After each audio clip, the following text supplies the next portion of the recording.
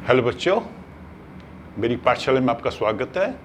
आज का हमारा टॉपिक है रिप्रेजेंटेटिव वैल्यू और आज हम समझेंगे मोड को। ये चैप्टर 3 डाटा हैंडलिंग है आपका मैथ की बुक का। इस टॉपिक पे जो मेरी पिछली वीडियो थी उसमें मैंने आपको बताया था अबाउट अर्थमेटिक मीन,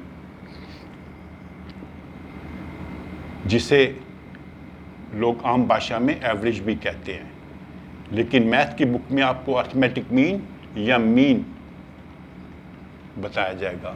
उसका मैं जैसे एग्जांपल दिया था, मान लीजिए लड़का है जिसके एक पेपर यूनिट टेस्ट में 70 मार्क्स आते हैं, सेकंड यूनिट टेस्ट में 75 आते हैं, थर्ड में मान लीजिए उसके आते हैं 80।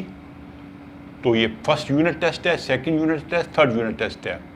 तो अभी देखना चाहते हैं इसका अर्थमेटिक मीन क्या है। तो 3 रीडिंग है, हम तीनों को ऐड कर देंगे। तो 3 को ऐड करके बनेगा ये 224। और चूंकि 3 ऑब्जर्वेशंस हैं, 3 से डिवाइड करेंगे, जितनी ऑब्जर्वेशंस होते हैं उससे डिवाइड करना पड़ेगा। 75। हाँ, इसमें देखिए, इसमें अर्थमेटिक मीन एक रीडिंग भी है। One of the readings is 75 G observation इससे मैच करती है, लेकिन हर बार नहीं करेगी। अक्सर जो है अर्थमेटिक मीन होता है वो एक ऑब्जर्वेशन नहीं होती है। तो इन तीनों यूनिट टेस्ट में उसको जितने मार्क्स मिले उसका अर्थमेटिक मीन है 75। तो ये एक रिप्रेजेंटेटिव वैल्यू है। आज हम दूसरी रिप्रेजेंटेटिव वैल्यू के बारे में जानेंगे, उसकी आवश्यकता क्यों आन पड़ती है। अब मैं आपको एक एग्जांपल देता हूँ। मान लीजिए एक शॉपकीपर है, वो शर्ट्स बेचता है। तो उसके पास 3 प्रकार की शर्ट्स बिकती हैं। 95 सेंटीमीटर, आपने देखा होगा शर्ट लेते हैं उसका साइज होता है 100 सेंटीमीटर, 105 सेंटीमीटर और 110 सेंटीमीटर। इसको एक्स्ट्रा लार्ज कहते हैं, large, extra large, large, medium and small. अलग अलग कंपनियों का अलग अलग होता है। तो मान लीजिए एक महीने में, मान लीजिए आज सितंबर शुरू हुआ है, अगस्त में उसने इसमें 130 शर्ट्स बेची थी, यहाँ पे बेची थी उसने 340, यहाँ बेची थी 120 और यहाँ बेची थी 50 शर्ट्स। तो टोटल उसने 0 3 4 7 2 9 5 14 1 2 3 640 शर्ट्स बेची एक महीने में। अब मान लीजिए उसको सितंबर के लिए अपनी शर्ट्स मंगवानी है कंपनी से, जिस कंपनी से वो शर्ट्स खरीदता है। तो उसको कौन से साइज की कौन सी शर्ट मंगवानी चाहिए, कितनी शर्ट मंगवानी चाहिए।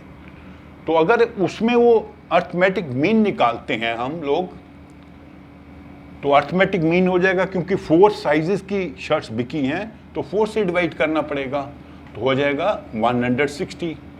तो अगर अर्थमेटिक मीन से हम चलेंगे तो इसको हर साइज की 160 शर्ट्स मंगवानी चाहिए कंपनी से। पर अगर वो 160 शर्ट्स मंगवाता है तो क्या होगा। मान लीजिए उसकी शर्ट्स आ गई, हर कंपनी की उसको 160 शर्ट्स मिल गई, हर साइज की उसने अपने कंपनी से मंगवाई, हर साइज की शर्ट मंगवा दी 160। अब इसमें यह होगा कि उसके पास इसके कस्टमर ज़्यादा आ रहे हैं, तो ये बहुत जल्दी बिक जाएंगी, उसके पास शर्ट्स होंगी नहीं। और ये वाली शर्ट्स बिक नहीं रही हैं, उसका स्टॉक पड़ा रहेगा, इसका भी स्टॉक पड़ा रहेगा, इसका भी पड़ा रहेगा। तो अगर वो अर्थमेटिक मीन निकाल के अपना स्टॉक मंगवाता है अगले महीने के लिए शर्ट्स बेचने के लिए, तो उसके लिए थोड़ा प्रॉब्लम हो जाएगी। जो शर्ट्स लोग खरीदना चाहते हैं उसके पास होगी नहीं, और जो नहीं खरीदना चाहते हैं उसके पास बच जाएंगी। ये 50 बिकती हैं तो 160 उसके पास होंगी, 130 बिकती है तो 160 होंगी। तो ऐसे केस में क्या होता है कि अर्थमेटिक मीन से हम नहीं चल सकते। ऐसे केस में एक अलग सेंट्रल वैल्यू होती है या रिप्रेजेंटेटिव वैल्यू होती है, जिसको कहते हैं मोड। मोड वो ऑब्जर्वेशन है जो सबसे ज्यादा उसमें होती है, अकर करती है। That observation that occurs most often. तो इसमें सबसे ज्यादा अकर करने वाली ये है 340। अगर हर दिन का वो टैली मार्क लगाता तो सबसे ज्यादा टैली मार्क किसके लगते। तो इसको इस साइज की शर्ट मंगवानी चाहिए, तो इसमें मोड आएगा 340। ठीक है। अभी मैं आपको सिंपल एग्जांपल करके बताता हूं। एक हम टेली मार्क्स बनाएंगे 2 3 1 2 1 9 2 6 1 3 5 4 1 2 3 1 1 2 2 6 9 2 5 2। ये मान लीजिए कोई डाटा हमने किसी चीज का लिया, तो अभी हमने देखना है कि कौन सी कैटेगरी में ज्यादा हैं। तो हम ऐसा क्या करते हैं, मार्क कर लेते हैं। यहां पे बनाएंगे थोड़ा सा, यहां पे टैली मार्क बनाते जाएंगे। तो यहां पे 1 भी है, 2 भी है, 1 2 3 भी है, 4 5 6 9। ये जो ऑब्जर्वेशंस हैं रिपीट हो रही हैं। तो अब 2 यहाँ पे आया, 1 मार्क लगा दिया, 3 आया, 1 मार्क लगा दिया, 1 आया, 1 लगा दिया, 2 आया, 1 और आ गया, फिर 1, फिर 9, फिर 2, फिर 6, फिर 1, 3, 5, 4, फिर 1, फिर 2, फिर 3, फिर 1, फिर 1। अच्छा ये हो गया ना, इसको 4 के बाद ऐसे कर देंगे ना, ये 5वां हो गया, 6ठा हो गया, ऐसे करके टैली मार्क लगाते हैं। फिर 2 आ गया, ऐसे क्रॉस लगा दिया, फिर 2 आ गया, ऐसे लगा दिया, फिर 6, फिर 9, फिर 2, फिर 2। तो 1 2 3 4 5 6 7 8 9 10 11 12 13 14 15 16 17 18 19 20 21 22 23 24 5 6 6 5 11 13 14 17 18 19 20 21 22 23 30 हो गए, ठीक है ना। तो अभी ये कितने बने, 5 और 6, ये बने 5 6 7 8। ये 6 बार रिपीट हो रहा है, या 8 बार रिपीट हो रहा है, 3 बार रिपीट हो रहा है, 1 बार रिपीट हो रहा है, 1 बार रिपीट हो रहा है, 2 बार रिपीट हो रहा है, 2 बार रिपीट हो रहा है। तो इस डाटा में 2 जो है वो 8 बार रिपीट हो रहा है, 6 1 बार रिपीट हो रहा है, 3 बार रिपीट हो रहा है, 1 टाइम 1 टाइम 2 टाइम 2 टाइम। तो इसका जो मोड होगा ये 2 इसका मोड है, क्योंकि 2 सबसे ज्यादा बार आ रहा है।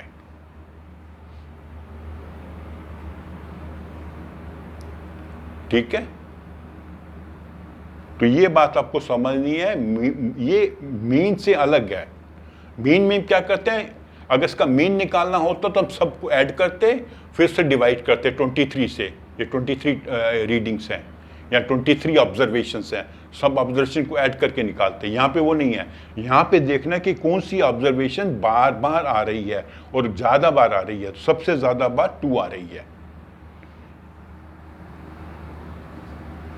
ठीक है नहीं। लेकिन कई बार मोड भी आपको गलत इंफॉर्मेशन दे सकता है, तो हमें बड़ा सोचना पड़ता है कि हमने कहाँ पर मोड को यूज़ करना है और कहाँ पर अर्थमेटिक मीन को यूज करना है। ठीक है, जैसे क्रिकेट खिलाड़ी की परफॉर्मेंस देखनी है, एक बच्चे की परफॉर्मेंस देखनी है, तो अर्थमेटिक मीन। लेकिन अगर आपने शर्ट्स उसने बेचनी थी शॉपकीपर ने, तो उसको मोड पे चलना पड़ेगा। अच्छा एक और मैं एग्जांपल देता हूं। मान लो एक फैमिली है, उस फैमिली में 5 मेंबर हैं। ठीक है, इस फैमिली में ये मेंबर लंच में 1 चपाती खाता है, ये 3 चपातियां खाता है, ये 6 चपातियां खाता है, ये 6 चपातियां खाता है, ये 4 चपातियां खाता है। तो इसमें हमें मीन यूज करना पड़ेगा कि मोड यूज करना पड़ेगा, ये जानने के लिए कि हमें कितनी चपातियां बनानी पड़ेंगी। तो अब अगर हम मीन से चलते हैं तो मीन का मतलब क्या है, हमको ऐड करना पड़ेगा। 3 4 4 6 10 10 10 20 6 4 10 20। तो इसको हम डिवाइड करेंगे 1 2 3 4 5 से। तो इसका अर्थमेटिक मीन निकला 4। तो मतलब अर्थमेटिक मीन का मतलब है कि ऑन एन एवरेज हर जो सदस्य है 4 रोटियां खाता है, और 4 रोटियां हर सदस्य खाता है। इसमें 5 सदस्य हैं तो 5 चौका 20 रोटियां हमको बनानी पड़ेंगी। इसका अर्थमेटिक मीन निकाला, टोटल रोटियां कितनी खाते हैं लंच में, 5 सदस्य हैं, 5 से डिवाइड किया तो ये निकल गया अर्थमेटिक मीन। मतलब एवरेज ऑन एन एवरेज हर सदस्य जो है 4 रोटियां खाता है फैमिली में, 5 सदस्य हैं तो हमको 20 रोटियां बनानी पड़ेंगी। लेकिन अगर हम मोड से जाएं तो मोड होगा 6, क्योंकि 2 लोग जो हैं 6 रोटियां खा रहे हैं। ये 6 2 बार रिपीट हो रहा है, एक बार रिपीट हो रहा है, एक बार रिपीट हो रहा है, एक बार 6 रोटियां, तो इसका मोड होगा 6। तो मोड से चलेंगे 6 5 ज़ा 30, तो हमको 30 रोटी बनानी पड़ेंगी, लेकिन 30 ज़्यादा हो जाएंगी। तो ये आपको ध्यान रखना है कि मोड कहां पे यूज करना है और मीडियन कहां पे यूज करना है, ठीक है। खाना बनाना है, कितने चपातियां बनानी चाहिए, तो एवरेज निकाल के, ठीक है। हमारी एवरेज कंजम्पशन से हम निकालेंगे अपना खर्चा। लेकिन जैसे अपनी शर्ट्स बेचनी है, वहां पे कौन सी शर्ट ज्यादा पॉपुलर है, कौन सी ज्यादा बिक रही है, तो मोड। तो फिर मैं आपको एक बार समझा देता हूं दोनों में, ताकि आपको कंफ्यूजन ना रहे। अर्थमेटिक मीन का मतलब होता है कि जितनी ऑब्जर्वेशन है सबका टोटल करना और उसको डिवाइड कर देना बाय नंबर ऑफ ऑब्जर्वेशंस।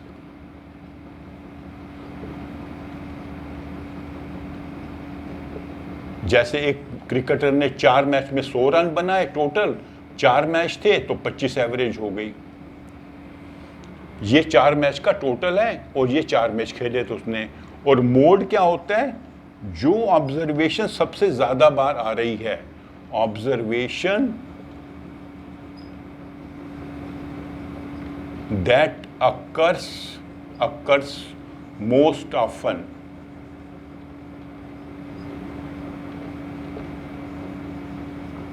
मतलब अगर हमने डाटा बनाया है तो उसमें जो सबसे ज्यादा बार रिपीट हो रही है वो हो गई मोड।